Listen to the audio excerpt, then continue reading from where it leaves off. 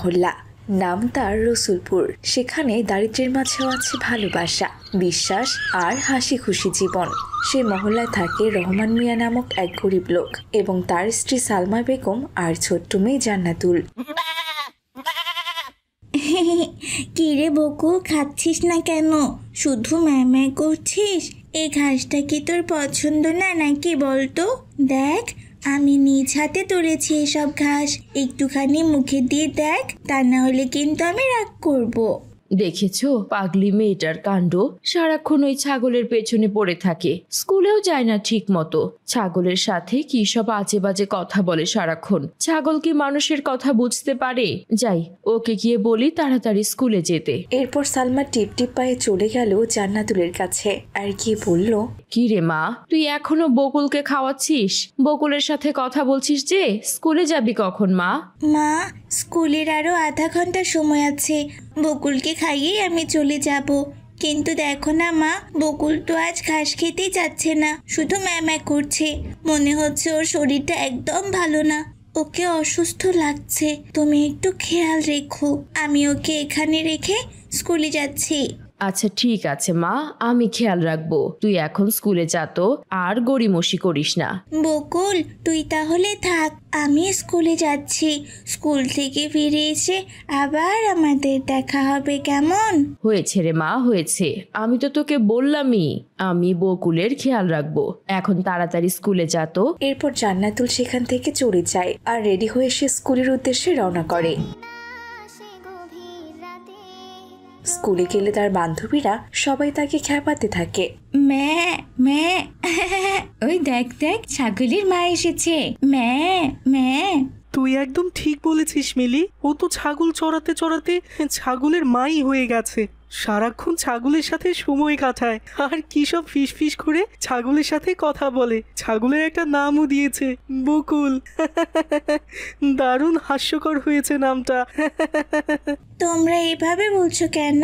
ছাগল পালন করা, ছাগলকে ভালোবাসা কি অপরাধ? আমাদের প্রিয় নবী হযরত মুহাম্মদ সাল্লাল্লাহু আলাইহি ওয়াসাল্লাম তো একসময় ছাগল চড়াতেন। তাহলে কি এখন তোমরা তাকে নিয়ে ঠাট্টা করবে নাকি বলো তো? ছাগল আমার খুব পছন্দের প্রাণী, তাই আমি ছাগলকে লালন পালন করি। তোমরা যত যাই বলো না কেন, আমি ছাগল পালন থেকে সরে আসবো না। ছাগল আমার খুব পছন্দ। কাজের চাপে তো ভুলেই গেছি, তুই যে সকালে বেঁধে দিয়ে এসেছিস যেখানে, বকুল ওখানেই আছে। টিপ টিপ বৃষ্টি শুরু হয়েছে, তাড়াতাড়ি বকুলকে নিয়ে আয় মা। কি বলছো মা? তুমি সারাদিনে বকুলের একবারও খোঁজ নাওনি? তোকে তো বললামই মা, কাজের চাপে সময় হয়নি। এখন কথা না বলে তাড়াতাড়ি ওকে নিয়ে আয়। এরপর জান্নাতুল মাঠে চলে যায় আর দূর থেকেই বকুল বকুল বলেই ডাকতে থাকে। এর আগে কখনোই বকুল বলে কোনো উত্তর দিচ্ছে না। বকুল বকুল, কোথায় তুই? কি ব্যাপার? কোথায় তুই বকুল? কি ব্যাপার? বকুল আজকে আমার কথার উত্তর দিচ্ছে না কেন? বকুল, তুই কি আমার উপর রাগ করেছিস? আমি সারাদিন তোর খোঁজ নেইনি বলে আমার উপর তুই অভিমান করে আছিস বুঝি? আমি তো স্কুলে ছিলাম, মাকে বলেও গিয়েছিলাম, কিন্তু মা তো তোর কোনো খোঁজ নেয়নি। আমি এসে গেছি বন্ধু, রাগ করিস না। কোথায় তুই? এভাবে জান্নাতুল বকুলকে ডাকতে ডাকতে বকুলের কাছে চলে গেল আর গিয়ে দেখলো বকুল চোখ বন্ধ করে শুয়ে আছে। প্রথমে সে ভেবেছিল তার উপর অভিমান করেছে, কিন্তু পরক্ষণে সে বুঝতে পারলো বকুল আর নেই। জান্নাতুল তো কান্নায় ভেঙে পড়লো। বকুল বকুল, কি হয়েছে তোর? তুই আমার সাথে কথা বলছিস না কেন? বকুল ওঠ ওঠ বলছি, বকুল। জান্নাতুলের এমন গলা ছেড়ে কান্নায় তার বাবা মা উঠে সেখানে চলে এলো আর এসে দেখলো বকুল আর এই পৃথিবীতে নেই। মা দেখো দেখো, আমার বকুল আমাকে ছেড়ে সারা জীবনের জন্য চলে গেছে। তোমাকে আমি সকালবেলা বলেছিলাম বকুল অসুস্থ, ও কিচ্ছু খাচ্ছে না। তুমি আমার কোনো কথাই শোনো না। এখন দেখলে তো কি হলো? বকুলকে ছাড়া এখন আমি কি করে থাকবো বলো তো? কাঁদিস না রে মা, আমার ভুল হয়ে গেছে। আমি বুঝতে পারিনি বকুল এতটা অসুস্থ ছিল। আমার ওর খোঁজ নেওয়া উচিত ছিল। আমার কারণে ওকে মরতে হলো। চল মা, বাড়ি চল। আরে মা, তোর মা তো ঠিক কথাই কইছে। যা হওয়ার তো হইয়াই গেছে। মৃত জিবরা কখনো ফিরে আহে না রে মা। আমি বকুল রে মাটি চাপা দিয়ে আইতাছি, তুই বাড়ি যা মা। এরপর জান্নাতুল কাঁদতে কাঁদতে সেখান থেকে চলে যায়। এভাবে বেশ কয়েকদিন কেটে গেল, কিন্তু জান্নাতুলের কান্না একেবারেই থামছে না। সে বকুলের জন্য সারাক্ষণ মন খারাপ করে থাকে। জান্নাতুলের বাবা মা মেয়ের দিকে একেবারে তাকাতেই পারেন না। একদিন হঠাৎ জান্নাতুলের বাবার সাথে হুজুরের দেখা হলো। আসসালামু আলাইকুম রহমান ভাই, আপনাকে এত চিন্তিত দেখাচ্ছে কেন? হুজুর আর কইবেন না, আমার মাইয়া জান্নাতুলের কান্না আমি যে কোনোভাবেই থামাইতে পারতাছি না। ওর প্রিয় ছাগলটা মারা গেছে হুজুর, আর নতুন কইরা যে একটা ছাগল কিনমু সেইটার টাকাও যে আমার কাছে নাই হুজুর। হ্যাঁ, ছাগল পালন করা খুবই বরকতময় কাজ। আমাদের প্রিয় নবী সাল্লাল্লাহু আলাইহি ওয়াসাল্লাম নিজেও ছাগল চড়াতেন এবং ছাগলের দুধ খেতেন। আচ্ছা ঠিক আছে রহমান ভাই, মসজিদের দান বাক্সে কিছু টাকা আছে, আপনি সেই টাকা দিয়ে একটা ছাগল কিনে নেন। বাচ্চা হলে বিক্রি করে টাকাটা আপনি ফেরত দিয়েন। ইনশাল্লাহ ছাগলের মধ্যে আল্লাহ বরকত দেবেন। হুজুর আপনি আমার খুব বড় উপকার করলেন। মাইয়াডারে আমি কিছুতেই বুঝাইতে পারতাছিলাম না। এখন যদি ওর একটু কান্না থামে, আল্লাহ আল্লাহ আপনারে উত্তম প্রতিদান দিক। আরে রহমান ভাই, আল্লাহ আমাদের সবসময় পরীক্ষায় রাখেন আর যার যার সামর্থ্য অনুযায়ী সাহায্য করতে বলেন।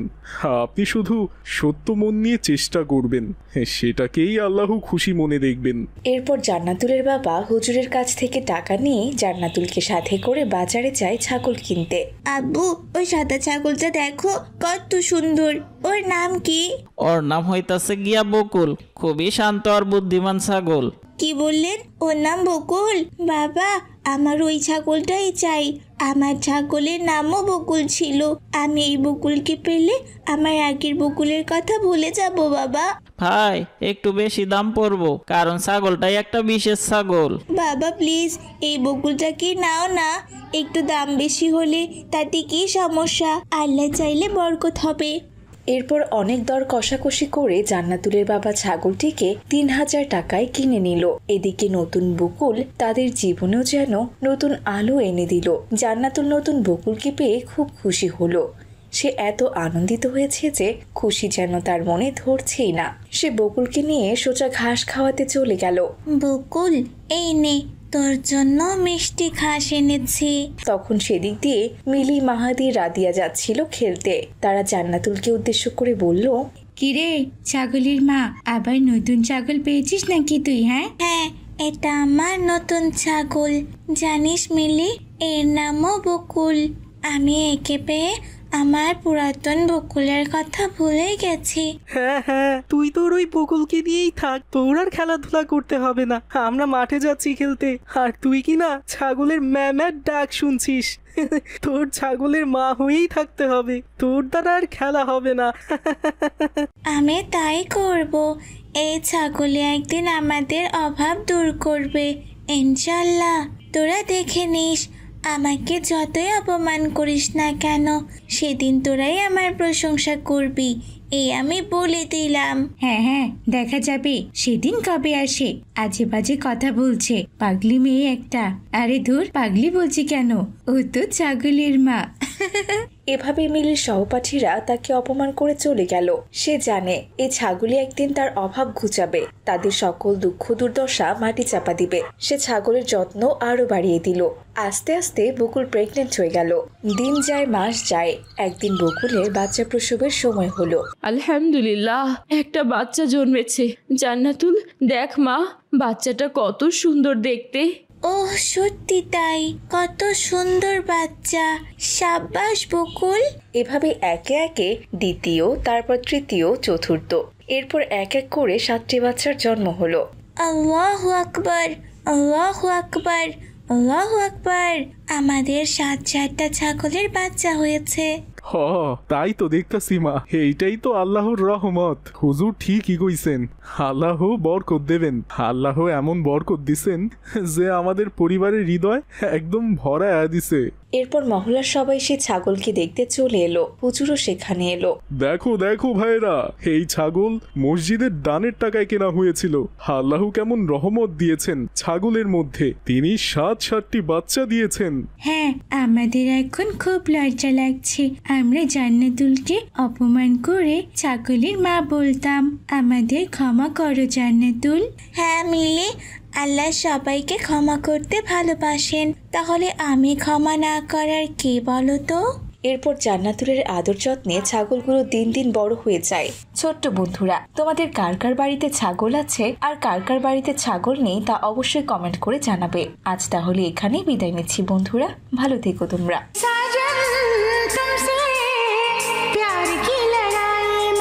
টেবিলের উপর বই খোলা পড়ে আছে, কিন্তু পাশেই বক্সে গান বাজছে। মিলি আয়নার সামনে দাঁড়িয়ে চুল আঁচড়াচ্ছে আর গানের তালে তালে মাথা দুলছে। রাদিয়া পাশে নাচছে আর হাততালি দিচ্ছে।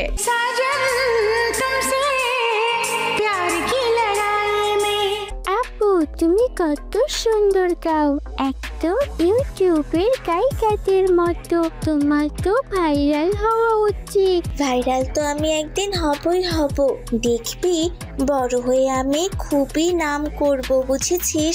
আমাকে সবাই মিউজিক কুইন বলে ডাকবে, তখন তুই আমার ম্যানেজার হবি। সত্যি আপু, তুমি ভাইরাল হবে, তুমি একদিন বিখ্যাত হবে, সবাই তোমার গান শুনবে। অবশ্যই সবাই শুনবে। আমি কি কম সুন্দর গান করি নাকি বলতো? এমন সময় দরজার বাইরে থেকে মিলির আম্মুর মৃদু কণ্ঠ ভেসে আসে। মিলি, রাদিয়া, তোমরা এখনো তৈরি হওনি? আজ তো স্কুলে পরীক্ষা আছে মা। এই তো আম্মু, গানটা শেষ হলেই যাচ্ছে। মা, গান শোনার চেয়ে কোরআনের তেলাওয়াত শোনা অনেক শান্তির। গান মনকে নষ্ট করে ফেলে এবং আল্লাহর কথা ভুলিয়ে দেয়। আম্মু, কি যে বলো না, এখনকার দিনে তো সবাই গান শোনে। ইউটিউব, টিকটক ভরে গেছে গান আর নাচ দিয়ে। আমি তাহলে গান শুনবো না কেন? সবাই করে বলে তোমাকেও করতে হবে মা। পাপ কখনো কোনো ট্রেন্ড হতে পারে না। গান মানুষকে ধীরে ধীরে আল্লাহর কাছ থেকে দূরে নিয়ে যায়। তুমি এখন এসব বুঝবে না, কিন্তু একদিন বুঝবে। গান অন্তরকে কালো করে দেয়। এরপর মিলি কিছু না বলে চুপ করে যায়, কিন্তু মুখে তার অখুশির ছাপ। এরপর সে স্কুলে চলে যায়। স্কুলে টিফিনের সময় মাঠে বাচ্চারা খেলছে। মিলি বেঞ্চে বসে ইয়ারফোনে গান শুনছে। পাশ থেকে সাইম এসে বলে, এই মিলি, তুই খেলবি না? খেলা তো শুরু হয়ে গেছে। না রে, একটা নতুন গান বের হয়েছে, হার্টবিট রিমিক্স। শুনে মনটা একেবারে ভালো হয়ে যাচ্ছে। তুই দিন দিন পুরাই গান পাগলি মেয়ে হয়ে যাচ্ছিস। এখন তো নামাজ পড়তে বললেও বলিস মুড নাই। আরে সাইম, গান তো মনকে রিল্যাক্স করে। গান শুনলে আমার খুব ভালো লাগে। ভালো লাগে, কিন্তু সেটা তো স্থায়ী না মিলি। গানের আনন্দ শেষ হলে মন আরো শূন্য লাগে। কখনো কি খেয়াল করেছিস? এমন সময় স্কুলের মসজিদ থেকে আজানের সুর ভেসে আসে।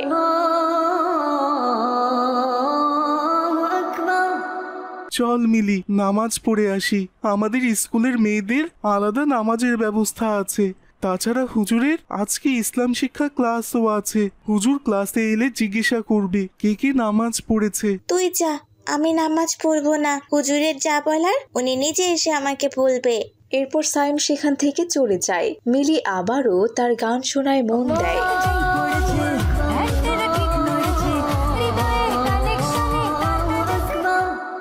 কিন্তু সে গানে মনোযোগ দিতে পারছিল না। আজানের সব শব্দ এতটাই প্রখর ছিল যে তার গান শোনায় ব্যাঘাত ঘটে। আর মিলি বলে ওঠে, উফ বাবা, আমি গান শুনতে চাই, কিন্তু আজানের আওয়াজে মন অন্যরকম লাগছে কেন?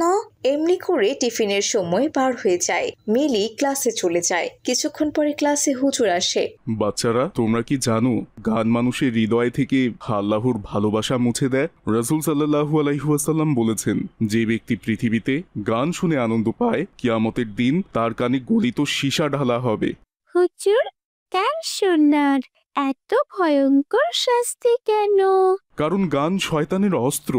গান তোমাদের মনকে ভুল পথে টেনে নিয়ে যায়। যে হৃদয়তে গানের সুর বাজে সেখানে কোরআনের আলো ঢুকতে পারে না। হুজুর, আমি প্রতিদিন গান শুনি, তাহলে কি আমি পাপ করি?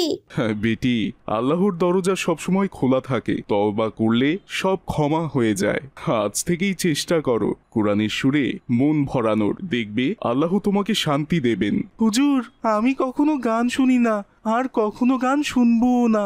আমিও হুজুর, আমি আমার আপুকেও বলবো যেন গান না শুনে।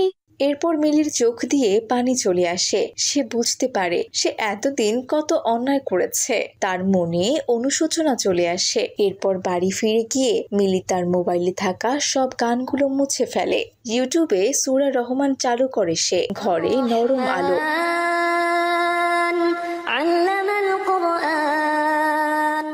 আল্লাহ, আমি ভুল করেছি।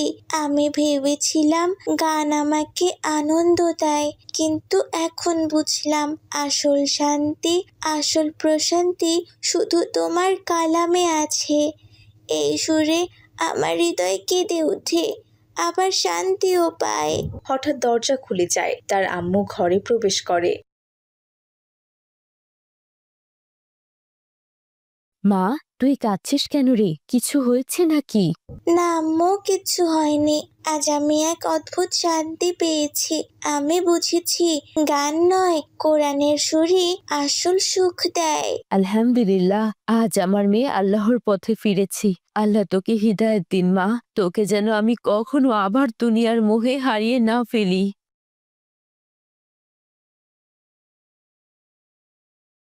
আপুরে, আমি তো জানতাম না তুই কাঁদছিস, ভাবছিলাম গান বাজাচ্ছিস। আপু, আমি আর গান শুনবো না। তুই আমাকে প্রতিদিন একটু কোরআন শোনাবি, ঠিক আছে? ঠিক আছে রাতিয়া, প্রতিদিন একসঙ্গে শুনবো। আজ থেকে আমাদের ঘরে শুধু কোরআনের সুর বাজবে, অন্য কিছু নয়। আমার দুই মেয়ে আজ কোরআনের ছায়ায় ফিরে এসেছে। আলহামদুলিল্লাহ, এর চেয়ে বড় সুখ দুনিয়ায় কিচ্ছু নেই। তিনজন একে অপরকে জড়িয়ে ধরে। পেছনে সূরা আর রহমানের তিলাওয়াত ধীরে ধীরে অপরকে জড়িয়ে ধরে। পেছনে সূরা আর রহমানের তিলাওয়াত ধীরে ধীরে বাজছে।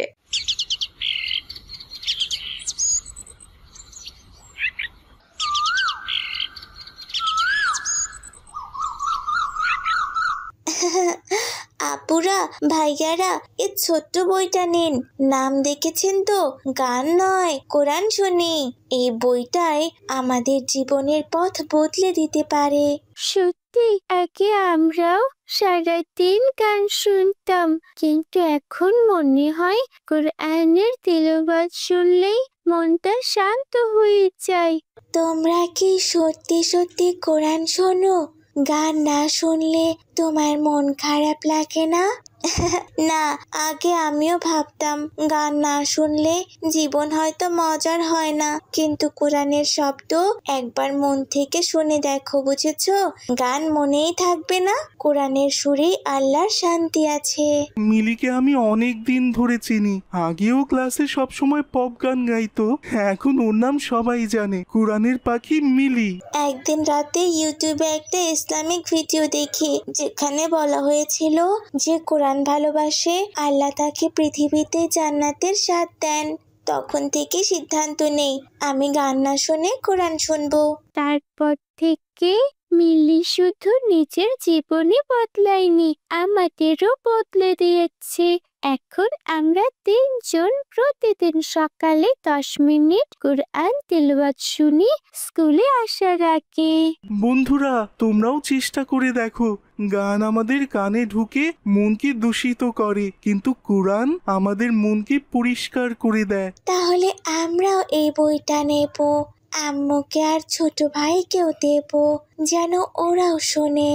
আলহামদুলিল্লাহ। ঠিক এজন্যই আজকে আমরা এই পুস্তিকা বিলাচ্ছি, যাতে আমাদের স্কুলটা একদিন নূরের স্কুল হয়ে ওঠে, যেখানে শুধু কোরআনের আলো ছড়িয়ে পড়ে। চলো সবাই একসঙ্গে বলি, গান নয়, কোরআন শুনি।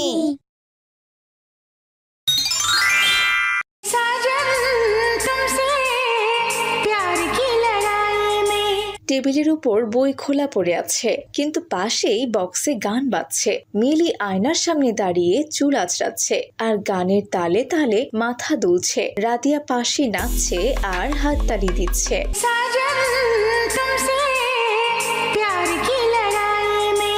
আপু, ইসলামপুর মহল্লায় হাসান নামের এক কসাই বাস করত।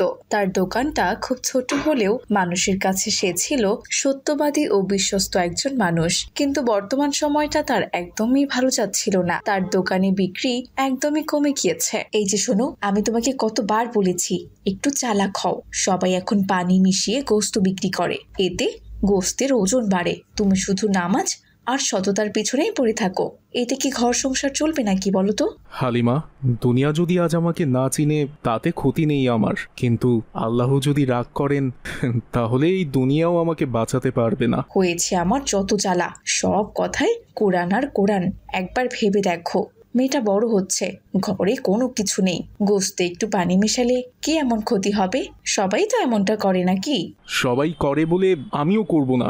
আমি চাই না আমার রিজিক হারাম হোক। মনে রেখো, হারাম দিয়ে ঘর ভরলেও বরকত থাকে না। আব্বু, আজ স্কুলে মিমির বাবা তাকে চিপস এনে দিয়েছে। তুমি বাড়ি ফিরলে আমাকেও একটা চিপস এনে দেবে? আহা, সারাদিন তুমি চিপস আর চকলেট চাও। তোমার আব্বু কি ব্যাংক খুলে বসে আছে নাকি? আমি তো শুধু একটা চিপসই চেয়েছি আম্মু। আরে না মা, কেঁদো না, ইনশাল্লাহ বাবা তোকে চিপস এনে দেবে। এখন চলো মা, স্কুলে যাও। জান্নাতুলের হাসিতে বাড়ির পরিবেশ একটু হলেও হালকা হলো। হাসান রওনা হলো বাজারের দিকে।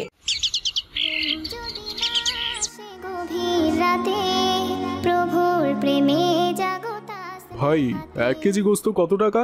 600 টাকা ভাই, টাটকা গোস্ত, আজ সকালে কাটা গরু। 600? ভাই, কিন্তু কালু তো 450 টাকায় দেয়, আপনি এত বেশি দিচ্ছেন কেন? ভাই, আমি আল্লাহর ভয়ে কখনো মিথ্যে বলি না। ওরা কিভাবে এত কমে গরুর মাংস দিচ্ছে আমি বলতে পারছি না ভাই, কিন্তু এই দামে মাংস আমি কিনতেই তো পারিনি। আচ্ছা থাক, আমি কালুর কাছেই যাই, দামও কম আর ওজনেও বেশি পাওয়া যায়। এরপর আব্দুর রহমান চলে যায়। হাসান একাই বসে থাকে। দোকানে বাতাসের হালকা ঝাপটা, কিন্তু এখনো একটাও বিক্রি হয়নি। তখন একজন কাস্টমার চলে এলো। ভাই, 1 কেজি গোস্ত দিন তো আমায়। দাম কত বললেন যে? 600 টাকা ভাই। দাম একটু বেশি মনে হচ্ছে, কিন্তু আপনি যেভাবে কথা বলেন মনে হয় আপনার হৃদয়ে আল্লাহর ভয় আছে। দিন ভাই, 1 কেজি মাংস দিন। আল্লাহ আপনাকে উত্তম প্রতিদান দিন ভাই। আব্দুর রাজ্জাক গোস্ত নিয়ে চলে গেল। এরপর হাসান আস্তে আস্তে তার সমস্ত গোস্ত বিক্রি করলো। গোস্ত বিক্রি করে মেয়ের জন্য চিপস নিয়ে বাড়িতে গেল। জান্নাতুল মা, দেখো বাবা তোর জন্য কি এনেছে। চিপস? আলহামদুলিল্লাহ, সত্যি তুমি খুব ভালো বাবা। কি ব্যাপার, বাজার আনেননি? আমি তো বলেছিলাম একটু চালাক হতে শেখো। হালিমা, আমি কারোর হক মারিনি। আল্লাহর উপর ভরসা রাখো, রিজিক তিনিই ঠিক করে দেবেন। কালু দোকান দেওয়ার পর কদিন থেকে বেচা বিক্রি অনেকটা কমে গেছে। ঠিক আছে, সামনে তো শীত আসছে, আমি নতুন জ্যাকেট চাই, তখন দেখবো আল্লাহ দেন কিনা। ইনশাল্লাহ হয়ে যাবে, কিন্তু হারাম টাকায় নয়।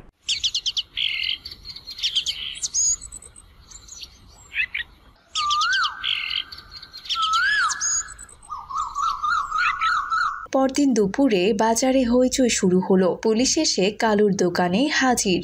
এই কালু, তোর নামে অভিযোগ এসেছে তুই গোস্তে কেমিক্যাল আর মরা গরুর মাংস বিক্রি করিস। তদন্তে তার প্রমাণ পেয়েছি আমরা। স্যার, না স্যার, আমি তো কিছু করি নাই। ওই হাসান নিশ্চয়ই আমার নামে উল্টাপাল্টা লাগাইছে। হাসানের মতো সৎ মানুষকে নিয়ে তুই মিথ্যা কথা বলেছিস, তাই না? চেয়ারম্যান নিজেই রিপোর্ট করেছে মানুষ অসুস্থ হচ্ছে তোর গোস্ত খেয়ে। এখন সত্যিটা বল। স্যার, লোভে বইরা ভুল করছি। ফরমালিন আর রং মিশাইতাম যাতে গোস্ত লাল থাকে। আর করবো না স্যার, এই কসম করলাম। চল বেটা থানায়, আল্লাহর হুকুমের বাইরে কেউ নয়। হারামের শাস্তি দুনিয়াতেও হয় এবং আখিরাতেও পাবি। এরপর কালুকে পুলিশ ধরে নিয়ে যায়। বাজারের মানুষ স্তব্ধ। এখন সবাই বুঝেছে কেন হাসানের গোস্তের দাম একটু বেশি ছিল আর কালুর গোস্তের দাম কেনই বা কম ছিল। ভাই, বলছিলাম যে আমি ভুল করেছিলাম। সেদিন আপনার কথা শুনে হাসছিলাম। এখন বুঝলাম সত্য মানুষকে ছোট করে না, বরং আল্লাহর কাছে বড় করে দেয়। আপনি সৎ মানুষ, আল্লাহ আপনাকে সম্মান দিয়েছেন। ভাই, আমরা সবাই ভুল করি, আল্লাহ আমাদের সেই ভুলের মাধ্যমে শিক্ষা দেন। আমি শুধু চেষ্টা করি যেন আমার রিজিকের মাঝে হারাম না মেশে। সত্যি ভাই, আপনার দোকানের গোস্তে শুধু স্বাদ না, মনে এক ধরনের শান্তি পাই। মনে হয় আল্লাহর বরকত আছে তাতে। আল্লাহর ভয় যার মনে আছে তার হাতে জিনিসেও বরকত আছে ভাই। আমাকে 2 কেজি দিন, 600 টাকাতেই নেব। দাম কমানোর দরকার নেই, আপনি বরং দোয়া করবেন আমার রিজিক যেন হালাল থাকে। আলহামদুলিল্লাহ ভাইরা, তোমাদের এই ভালোবাসাই আমার আসল লাভ। টাকা দিয়ে বরকত কেনা যায় না, কিন্তু সততা দিয়ে আল্লাহর রহমত পাওয়া যায়। এক মুহূর্তের মধ্যে হাসানের দোকানে লাইন পড়ে গেল। সেদিন তার গোস্ত আরো টান পড়ে গেল। বাড়ি ফিরলে তার স্ত্রী বলল, শুনুন, আমি সত্যিই ভুল করেছিলাম। আমি শুধু টাকার হিসাব করেছি, কিন্তু বরকতের হিসাব ভুলে গিয়েছিলাম। আজ বুঝলাম কম হলেও হালাল রিজিকেই আসল শান্তি। আল্লাহ আমাদের পরীক্ষা দেন হালিমা, কিন্তু তিনি কখনো তার বান্দাকে ফেলে দেন না। আমরা যদি ধৈর্য ধরি, তিনি এমন জায়গা থেকে রিজিক দেন যেটা আমরা ভাবতেও পারি না। আব্বু, এবার কি আম্মুর শীতের জ্যাকেট হবে? আহা আমার মেয়ে, তুই না একদম সে ছোট্টই আছিস, কেন লজ্জা দিচ্ছিস আমাকে বলতো? হবে মা, ইনশাল্লাহ এবার হালাল টাকায় কেনা জ্যাকেট হবে, আর সেই জ্যাকেটেও বরকত থাকবে। আজ মনে হচ্ছে আমাদের ঘরে শুধু রিজিক নয়, আল্লাহর রহমতও নেমে এসেছে, তাই না বলুন? হ্যাঁ, ঠিক বলেছো হালিমা, কারণ আমরা অবশেষে আল্লাহর উপর ভরসা রাখতে শিখেছি। তো ছোট্ট বন্ধুরা, বুঝলে তো যে ব্যক্তি আল্লাহকে ভয় করে, আল্লাহ তার জন্য কতটা উদার হয়ে যায় এবং তাকে এমন এক জায়গা থেকে রিজিক দেন যেখানে সে কখনো কল্পনাও করে না।